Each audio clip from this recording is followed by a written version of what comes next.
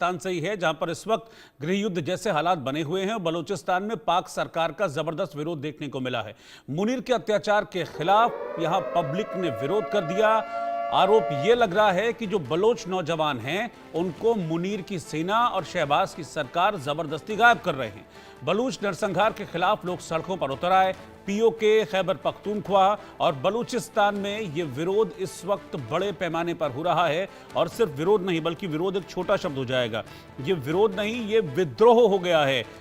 PoK में, खैबर में और बलूचिस्तान में लोगों का ये कहना है कि जो युवा हैं उनको गायब किया जा रहा है। आपको याद होगा कुछ दिन पहले एक अजमल राशिद करके एक पीओके के नेता थे, उन्होंने भी कहा था कि पाकिस्तानी सेना हमारे युवाओं को जबरदस्ती आतंक की ओर धकेल रही है। उनको आतंकी कैंपों में पटका जाता है, वहां उनसे ट्रेनिंग कराई जाती है और फिर उनको कहा जाता है कि जाओ दहशतगर्दी के कामों में लग जाओ।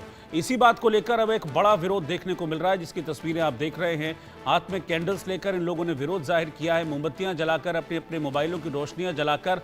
ये एक अलख जगाने की कोशिश है पीओके, खैबर और बलूचिस्तान के लोगों की कि आप हमारे युवाओं को आतंकवाद की तरफ मत धकेलो, क्योंकि उनका सीधा आरोप है कि हमारे युवाओं को, हमारे नौजवानों को ये लोग उठाकर जबरन आतंकी बना रहे हैं।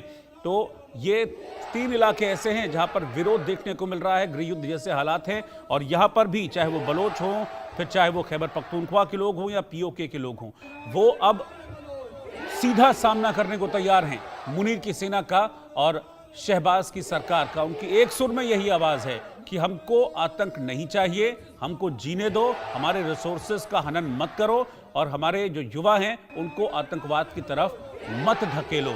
तो एक और वजह जो पाकिस्तान में गृह युद्ध का संकेत दे रही है, ये तस्वीरें उस वजह की, उस प्रोटेस्ट की, उस विद्रोह की गवाह है। देखिए और इन नारों को सुनिए जरा।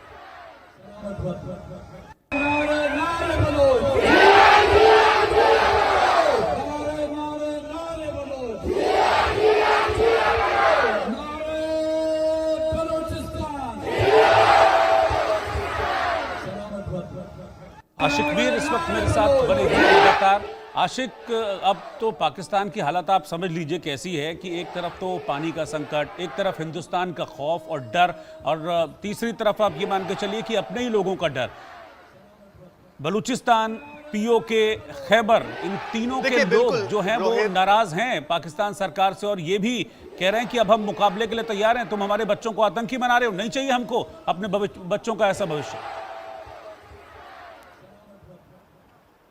बिल्कुल रोहित, जिस हिसाब से पाकिस्तान के 3 राज्यों में हालात जो है काफी तनावपूर्ण बने हुए हैं, खासतौर पर अगर हम बलूचिस्तान, खैबर पख्तूनख्वा या पीओके की बात करें, वहां पर स्थानीय नागरिक जो है पाकिस्तानी सेना के खिलाफ लगातार इल्जाम लगा रहे हैं। हमने देखा बलूचिस्तान में जो महरंग बलोच थी, वो एक सोशल एक्टिविस्ट थी और उन्होंने कई बार प्रोटेस्ट किया और उस प्रोटेस्ट में उन्होंने इसी बातों का जो है इजहार किया कि पाकिस्तानी सेना जो है वहां पर स्थानीय लोगों को गायब कर देती है और बाद में किसी एनकाउंटर में उन्हें मार देती है। और जब महरंग बलोच इसी तरह का प्रोटेस्ट कर रही थी, सिट इन प्रोटेस्ट हो रहा था, और वहां पर वो जब उसने 14 साल के एक बच्चे की लाश देखी तो उसके बाद महरंग बलोच को भी गायब कर दिया गया। यानी इस तरह की सूरत हाल, इस तरह की स्थिति जो है वहां पर बनी हुई है। बलूचिस्तान के लोग जो है लगातार ये इल्जाम लगा रहे हैं कि पाकिस्तानी सेना जो है लगातार उन पर जुल्म कर रही है। अभी तक जितने भी पाकिस्तानी सेना के जनरल रहे हैं, उन्होंने कहीं ना कहीं वहां पर जो नेचुरल रिसोर्सेज होते हैं बलूचिस्तान के, उन्हें बेचकर जो है कहीं ना कहीं अपनी संपत्ति बनाई है। फिलहाल हमने देखा जो पाकिस्तान के पूर्व चीफ आर्मी के रहे हैं कमर जावेद बाजवा, इनको किस तरह से बाकी अगर हम देखें विदेशों में हरासमेंट का सामना करना पड़ा और कई सारे वीडियोस भी सामने आए कि उन्होंने किस तरह से पाकिस्तान को लूटा, खासतौर पर इन्हीं स्टेट्स की, जैसे खैबर पख्तूनख्वा है या बलूचिस्तान है, वहां पर जो नेचुरल रिसोर्सेज है वो चीन को बेचकर जो है कहीं ना कहीं पाकिस्तानी सेना वहां के स्थानीय लोगों के साथ जुल्म करती है और इसी तरह वहां के लोग जो है गायब होते हैं, बाद में उनका एनकाउंटर कहीं ना कहीं होता है और उन्हें दहशतगर्द करार दिया जाता है। जी रोहित। बिल्कुल, और ऐसे में मुझे ये कहने में ज़रा भी वो नहीं है कि भारत से तो क्या लड़ेगी, भारत को जंग की धमकी ये लोग दे रहे हैं, परमाणु और पता नहीं फलाना फलाना क्या बात। पहले अपने घर के अंदर के जो लोग हैं उनसे लड़ लो, उनसे पार पालो। मुझे लगता है कि वही काफ़ी रहेंगे शहबाज और मुनीर को मिट्टी में मिलाने के लिए। बिल्कुल, जिस तरह से बलूचिस्तान और टीटीपी के हमलों ने पाकिस्तानी सेना को परेशान कर दिया और हमने देखा कि कई सारे सैनिकों ने जो है पाकिस्तानी सेना से इस्तीफा दिया और वो बाकी गल्फ कंट्री में गए वहां पर अपने रोजगार की तलाश में, क्योंकि उन्हें भी डर था कि टीटीपी और बीएलए के हमले में कहीं उनकी भी ना जान चली जाए। फिलहाल ये प्रोटेस्ट जो है लगातार बलूचिस्तान, पीओके या खैबर पख्तून में हो रहा है और हमने कुछ दिन पहले एक रिपोर्ट दिखाई थी कि पीओके में किस तरह के हालात है, पीओके के लोग किस तरह से पाकिस्तानी सेना से परेशान हैं, क्योंकि वहां पर बेसिक फैसिलिटीज को लेकर जब कोई आवाज उठाता है तो उसे पाकिस्तानी सेना वहां पर आकर दबाती है, उन लोगों को हरास करती है और अक्सर हमने देखा है कि वहां की लोगों की आवाजें जो है बाहर नहीं निकलती। अगर कोई बोलता भी है कि वो सोशल मीडिया के जरिए उसका वीडियो वायरल होता है। टीवी चैनल्स वहां पर जितनी भी है वो इन स्टेट्स की बात कभी नहीं करते, इन स्टेट्स में जो मुद्दे लोगों के हैं उनकी बात कभी नहीं करते, बल्कि यहाँ पर जब भी कुछ प्रोटेस्ट होते हैं तो